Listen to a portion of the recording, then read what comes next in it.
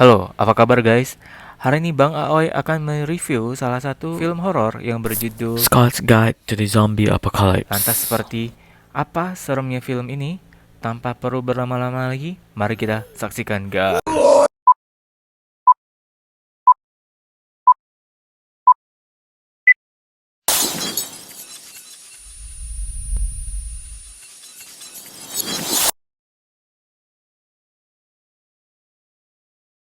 Film dimulai dari adanya seorang abang-abang yang sedang menari mengikuti irama dan bernyanyi layaknya seorang penyanyi terkenal. Yuk mari kita dengar suara asli abang-abangnya gimana. Wah, rupanya suara abangnya ini kelas teri ya guys. Aduh.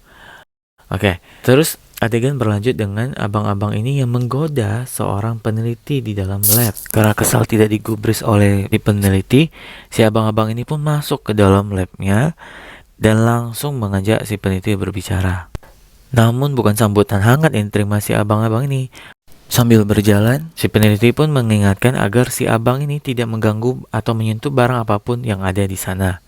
Namun pada dasarnya sifat orang semakin dilarang semakin senang. Si abang pun berkeliaran di dalam ruangan dan menemukan sebuah tempat khusus di dalam lab tersebut. Ia pun masuk dan menemukan seorang pria yang sedang terbaring.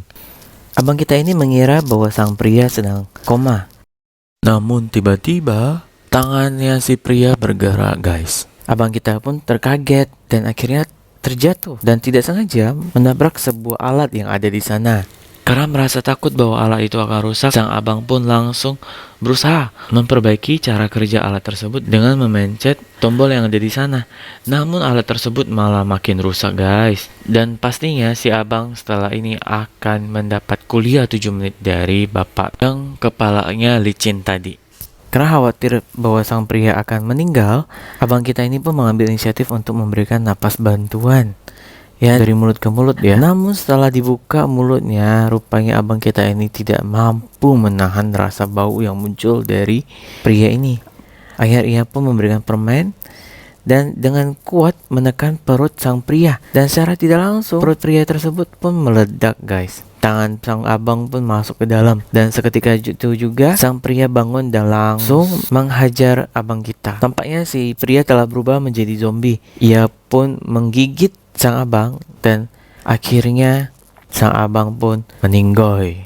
Di luar, tampaknya sang dokter sedang asik mengotak-atik mesin snack. Ia kesal karena telah memasukkan uang, namun snack yang ia pencet tidak keluar-keluar. Jadi ia berinisiatif untuk mengambil snack tersebut menggunakan tangannya. Namun tiba-tiba dari belakang sang abang kita yang sudah berubah zombie menggigit sang dokter. Si dokter pun ikut meninggoy.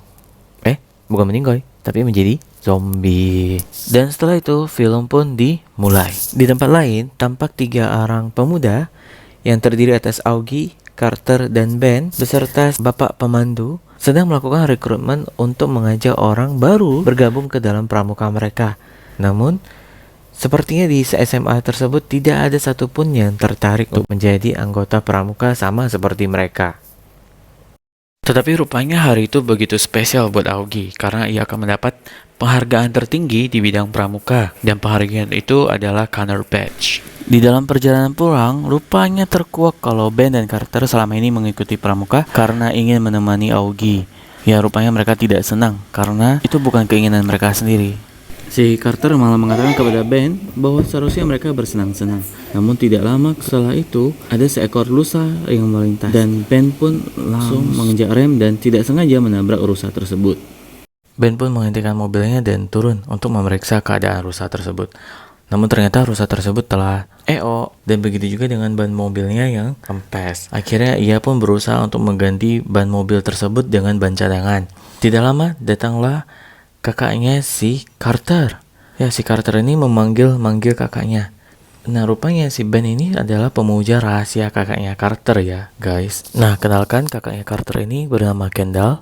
Ia rupanya berada di dalam mobil yang dikendarai oleh Jeff dan beserta temannya yang bernama Chloe. Si Kendall pun turun dan menghampiri Ben dan Carter. Setelah itu, Kendall bertanya kepada Ben dan Carter, "Kenapa kalian berhenti?" Si Ben menjawab kalau dia telah menabrak seekor rusa. Si Kendall bingung dong, karena yang dia lihat di jalanan tidak ada rusa sama sekali. Ben pun kaget guys. Ben pun memeriksa ke arah hutan. Tidak lama setelah itu, bah, datanglah Carter. Ya, Carter yang sudah diundang oleh Chloe untuk datang ke pesta senior mereka mengajak Ben untuk pergi meninggalkan hutan tersebut, dan di dalam mobil dia terus membujuk-bujuk Ben. Sedangkan Ben yang merasa tidak enak sama Augie karena malam ini adalah acara pelantikan dan perkemahannya pramuka mereka, merasa ragu. Carter meyakinkan bahwa mereka tetap akan pergi ke acara tersebut dan bersenang-senang dengan Augie. Nah, setelah Augie bobok, mereka pun akan menyelinap keluar ke acara pesta senior yang dibicarakan Chloe tadi. Setelah sepakat, Ben pun mengantar Carter pulang. Di tempat lain di dalam hutan, si abang Nini yang merupakan ketua pramuka mereka sedang berjalan menuju lokasi perkemahan yang telah mereka sepakati. Namun tiba-tiba ia langsung dikagetkan dengan datangnya seekor rusa. Ia kaget karena rupanya rusa tersebut telah berubah jadi zombie ya. Rusa ini adalah rusa yang ditabrak oleh Ben dan Carter tadi. Akhirnya ia berusaha melawan dan menusukkan pisau ke arah rusa tersebut. Akhirnya rusa pun ia pun lega karena akhirnya rusa tersebut meninggal. Ia merasa heran dan belum menyadari kalau rusa tersebut adalah seekor zombie. Ia pun melanjutkan perjalanannya dan tiba-tiba ia dikagetkan lagi guys dengan datangnya abang botak ini. Ya, abang yang tadi muncul di scene awal film ini langsung menyerang ketua pramuka dan akhirnya ya bisa lihat sendiri ya.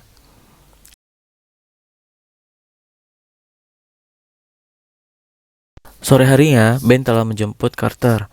Carter pun meminta Ben untuk berhenti di depan sebuah toko. Rupanya ia ingin membeli sebuah bir guys. Ia pun punya trik khusus untuk membeli bir tersebut dengan cara membujuk seorang pengemis yang berada di depan toko tersebut.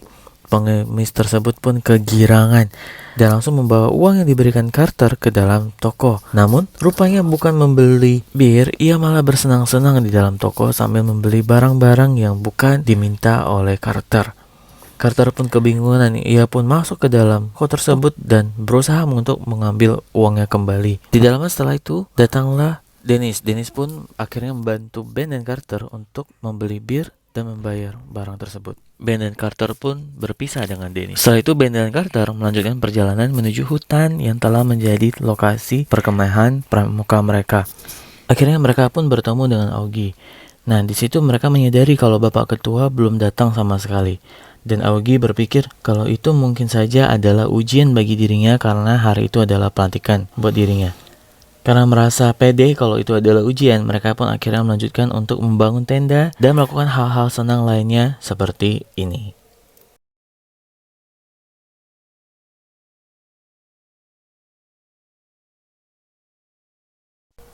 Waktu berlalu dengan cepat dan hari pun sudah malam.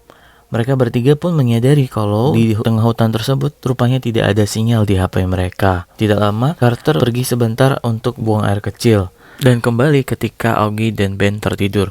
Rupanya dia kembali untuk mengajak Ben pergi menyelinap keluar, tentunya ke pesta. Awalnya Ben menolak karena ia tidak enak sama Augie.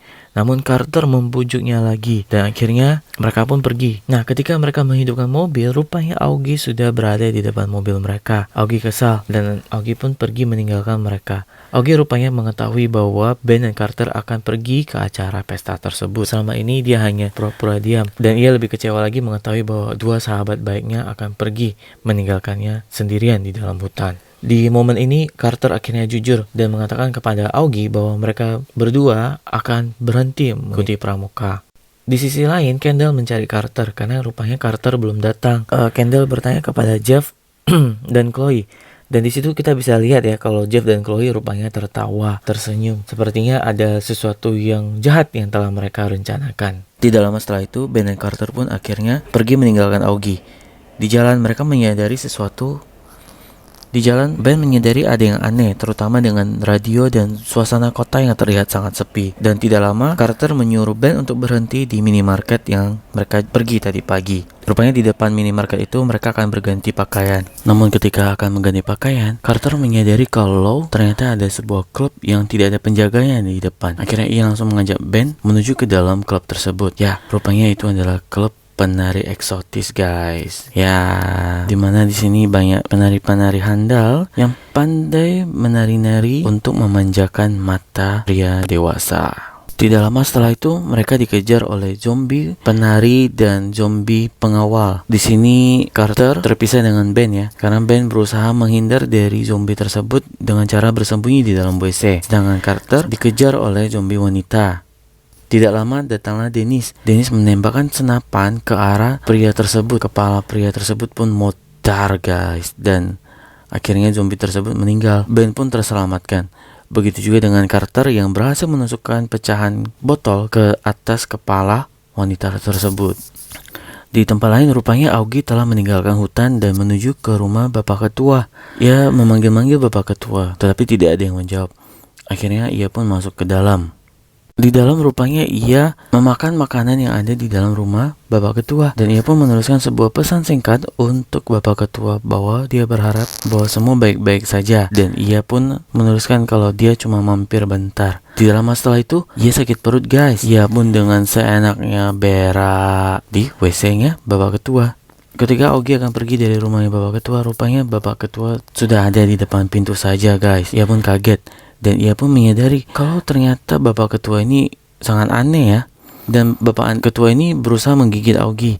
Augie pun lari sampai menuju ke gudang bawah tanah. Dan di situ ia menemukan sebuah alat bersihkan minyak dan juga korek api. Akhirnya pun ia membakar minyak tersebut ke arah Bapak Ketua. Bapak Ketua pun pingsan. Di tempat lain, Ben, Carter, dan Dennis telah keluar dari klub. Dan tiba-tiba ada zombie yang menyerang, diikuti dengan beberapa zombie lainnya. Mereka pun panik dan langsung menaiki mobilnya Ben dan pergi meninggalkan klub tersebut. Tak lama, ban yang telah digantikan oleh Ben tadi pagi rupanya lepas begitu saja guys. Ia pun kaget. Mereka pun berhenti dan Dennis pun berusaha untuk menghentikan pergerakan zombie dengan menembak ke arah mereka. Sementara itu, Ben dan Carter berusaha mengganti ban tersebut. Setelah ban telah berhasil terpasang, mereka pun pergi meninggalkan tempat tersebut dan berusaha menuju ke kantor sheriff. Rupanya di kantor sheriff tidak ada satu orang pun guys. Semuanya telah pergi. Tidak lama sekumpulan zombie datang. Mereka pun masuk ke dalam dan tiba-tiba dari dalam ada seorang polisi zombie.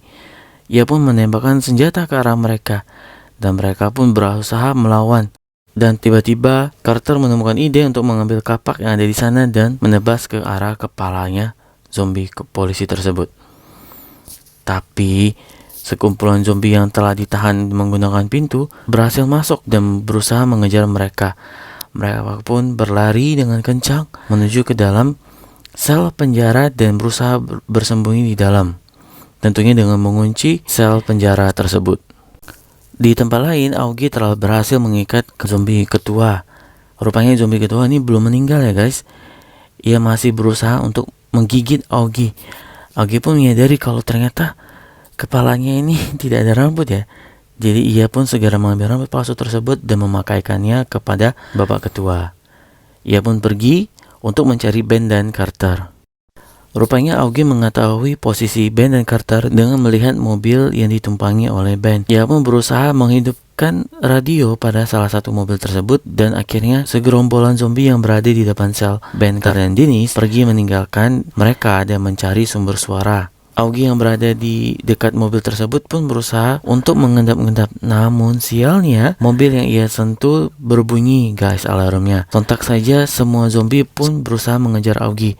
Augie pun segera masuk ke dalam kantor sheriff tersebut. Sementara itu Ben, Carter, dan Dennis berusaha untuk mengambil kunci dengan menggunakan bantuan KM yang ada dibawa oleh Carter. Namun kunci tersebut tidak dapat diambilnya. Tak lama kemudian Augie pun datang. Augie pun membantu mereka untuk mengambil kunci tersebut dan membukakan sel penjara mereka. Mereka pun akhirnya berhasil keluar melalui pintu belakang. Setelah berjalan cukup jauh, mereka dikejutkan dengan datangnya seorang zombie. Rupanya ini adalah zombie pengemis yang ada di depan toko. Mereka pun kaget. Augie pun mendapatkan ide untuk berusaha berkomunikasi dengan zombie tersebut.